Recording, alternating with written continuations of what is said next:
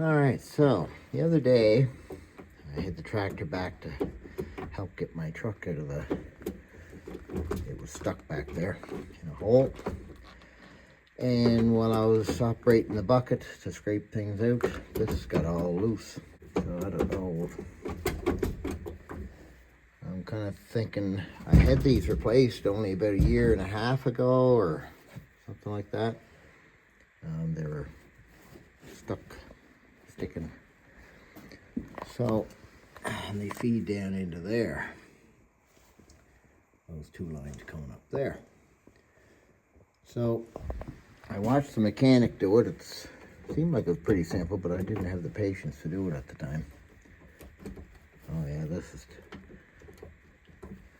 So, I guess I can see I can lift this right out of here. So obviously something broke in there or disconnected. I don't know how they hook on here. See, maybe the cable just hooks on like a bicycle brake cable, kind of. There's a little lead piece on it. I kind of forget now. First step, I'll take that off and see what I see. Okay, so I got that 14mm. Oh yeah, look. Sliced her right off. Yeah. Now why would that do that?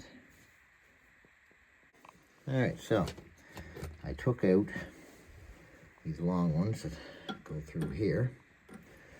And then I took out these little... Took those out.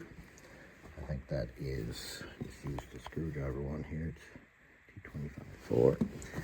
And so that's what it looks like. That's what it looks like right there. Okay, so I was correct in thinking that it had a little, see this little notch there? So it's not the cable busted. So this is how it is, see? It's like that. And see, it just fits onto there. Like that. So I'm just wondering if I can weld that little piece. I don't know. Oh, it's cold in the fingers. -6 out today. So yeah. So see, it goes like that, right?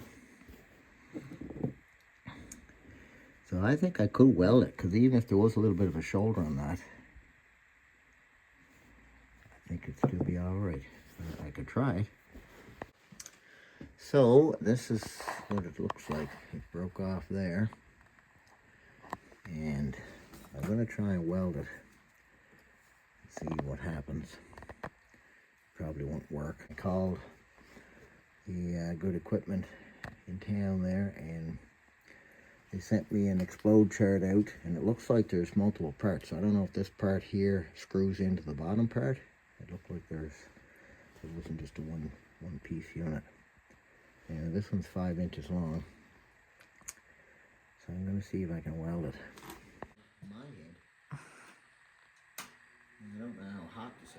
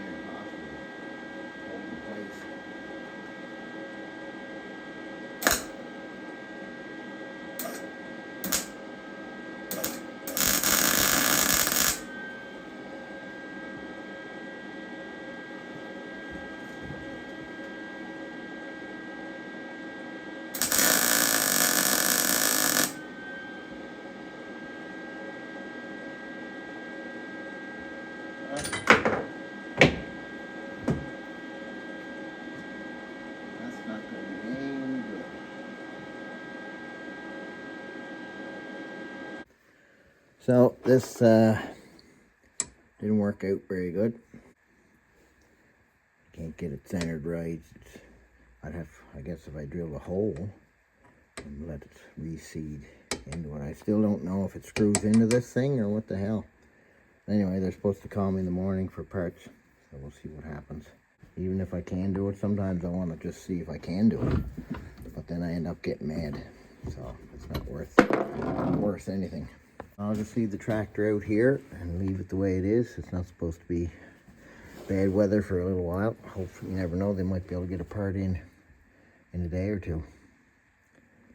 I mean, if I had to weld it, I guess I probably could, but they can get a part in, so I guess that's what I'll do. I'll wait.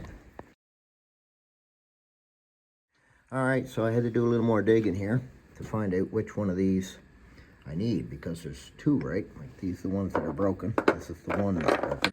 So there's one that goes on this side. This is how it looks inside the bracket. So the guy at the supply place told me there's a spring, and in that explode chart there's four 70s and 430s. So there's 4 of these plastic bushings, and there's also 4 of these little things that go right here to support the spring. There's one on the bottom, one on the top on each one of them 2 springs. So I'll see, this is the other side. It's got the spring. So that mechanism there slides in and out of that, and the spring, you know, centers it again, I guess. So the next question is, which one do I need? Now in the explode chart, I think it's 20 and 40 are the numbers to the top. 20 and 40. So I was kind of going by this locking mechanism, and when this is spun around, the locking mechanism, you push it in from the back. And also there's a smooth side here, and there's a side that's got the extruding parts that come out. So the flat side fits on here. So this flat side, so this one here is the one that's on the back. Yeah, because this here is basically connected like that. So then this comes up to the back. Anyway, it's the back one, and I think it's 20 that I need. There's 40 and there's 20, I think, if I'm remembering right. All right, so I just got off the phone. I ordered number 20. Like I said, there's 20 and 40. This 40 one, it runs this way, right? Like where it hooks into the bolt. That's how it's got to go. Unless I had things twisted wrong. Kind of hard to hold the phone and determine that. Yeah, so this is how it fits together, and this is actually how it sits into the bracket like that. Yeah. So I think that's the right number. So the little springs and these little plastic things, I don't think I need them. Anyway, that's he said he could get it by Friday morning. I said, can you get it quicker?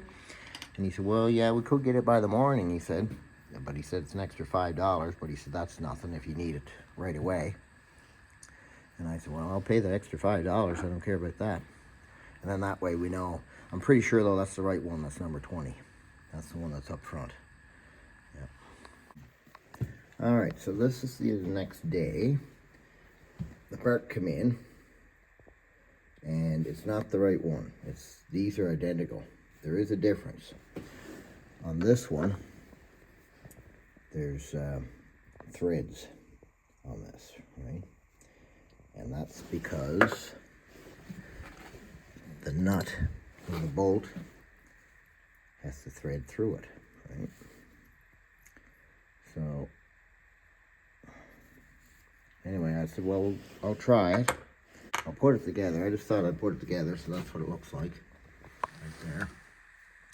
So these little collars, they just snap, push them on. There's kind of like a split 90% or 10% of it's missing. So you just push it on over the shaft, which is hard to do. So there's got to be one at the top. There, you can see there's like a split there, right? And this is where you push it through. Since this is plastic, it expands enough to go around the shaft.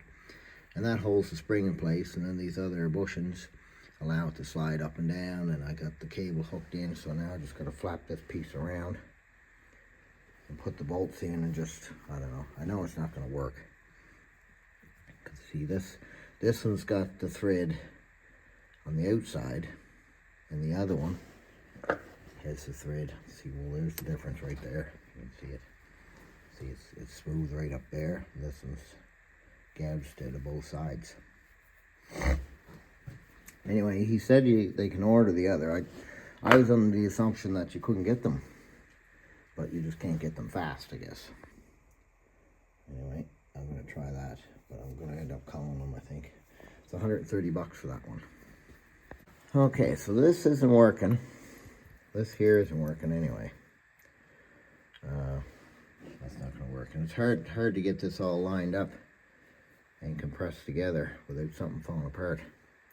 So I told them to go ahead and bring that other part in. It's going to take a week, like the proper part. But then I was going to abandon everything. And I thought, well, why can't I just get one of these smaller ones that I have for the shear bolt and the blower, snow blower. And I could try that. Because it's just got to go through to this, where is it? There's that one. Oh yeah, right here. There's this little, see, that's where the pin goes through, and it goes through there. So, I mean, just temporary, because, you know, if it's going to take a week, there's pretty much guarantee we're going to get some snow.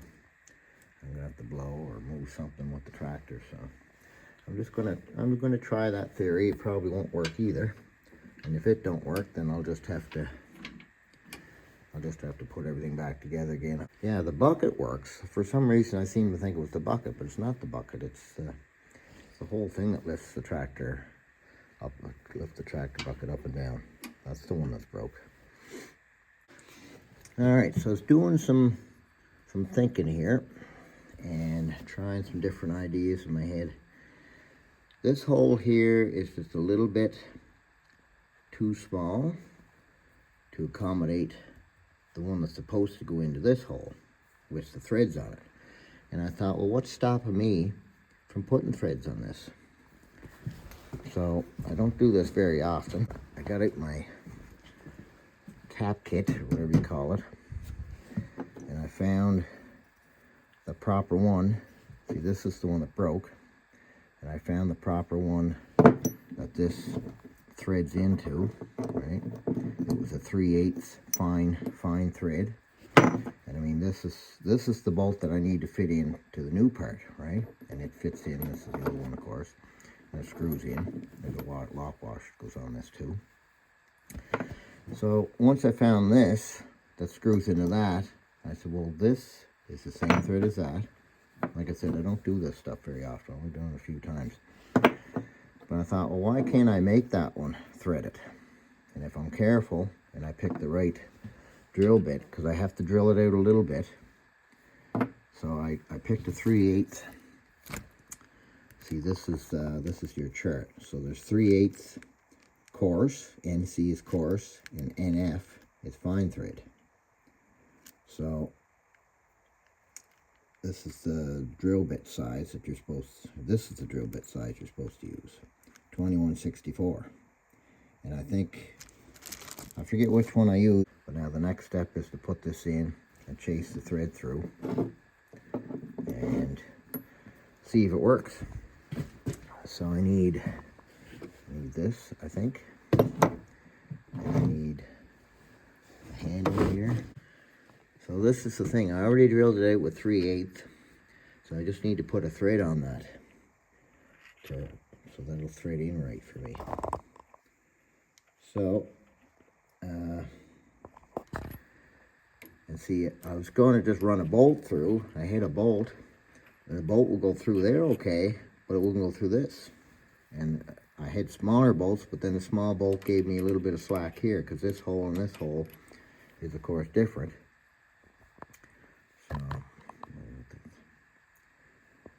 So yeah. Anyway, so now all I gotta do is chase that thread out, and I don't know if I got the hole big enough. It's just a little bit smaller. And see, when I put this on here, this is how you do that. You put it in there, and then you make sure you get it squared up, and you just start backing in and out, and you wiggle it back and forth. And these here cut out the threads. That's how that works. So I'll put a little bit of lubricant on that and we'll just try it. Because if I can get threads onto this, then I should be able to use that part. The only difference is, like, it's smooth on this side, whereas the other one, you know, has this dead in the center, but it shouldn't make any difference. And then if it'll work, then I can cancel the order. This was 130 bucks. And I mean, if I frig with this, I don't know, it should work. We'll try it. Okay, so that's how that works, see? You go all the way through. Got to make sure you get her square on, which I think that's pretty well 90 degrees. I mean, it's going to take the path of least resistance. Once you get your hole drilled, you really, this thing can't, I don't think, go off. So you just kind of wiggle her back and forth, and I kept putting the lubricant to it. She wasn't hard to go through at all. So that's how those tap, that's what we call that, tap. There's tap and die set, that's what it's called. So I think this is a tap, and the die is the one if you want it to, like if I want to make threads on this smooth part, there's another one you put on over it and you chase it down over the shaft of that. So anyway, we'll just wiggle this out and see if that does it. This one's a different color, like this metal is a different color, but maybe, I don't know, I thought it was a heavier metal, but this stuff drilled out real easy. I'm glad it didn't go any bigger with the drill bit, or it would have been too big. So see, now I got threads on it. So let's see here if this thing will work. A little snug. It should work. I'll do it with one hand.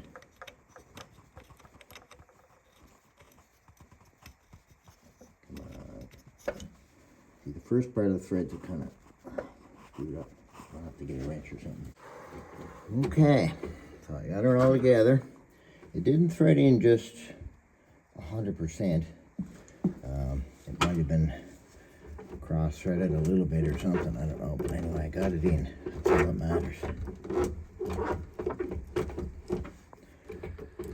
So see, now you lock it down, that's your float setting, so the bucket will just hover. And this is your bucket up and bucket down, and lift the whole thing up. So I guess I'll call up and cancel that part, because I think that'll work. It'll be all right. I didn't think I was going to get it there, but if you got the tools, like this little thing here, the only thing I didn't put back in, the locking mechanism. I didn't put it back in, but I never lock it into place anyway. So that is fixed.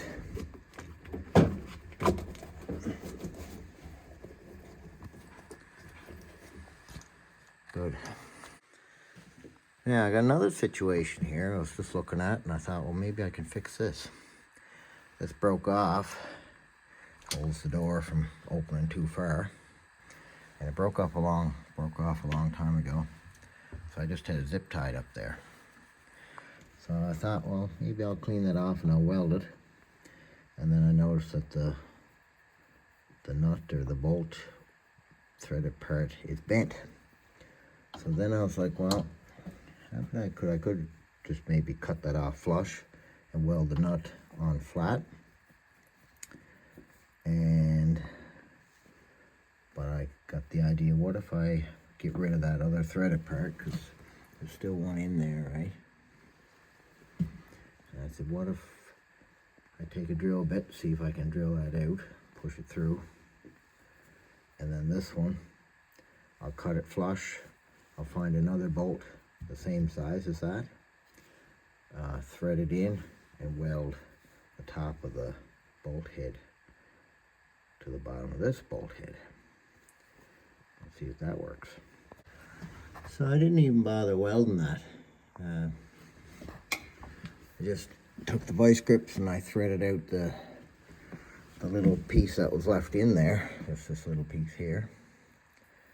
And I took it out, and then I thought, well, there's a little bit of thread left on that. So I started putting it in and went in crooked, and then I kept tightening it, so it's pretty good there now. So I think I'll just leave it, and if it does break off, well, I'll weld it on then. So there, I got that fixed, and it's fixed today.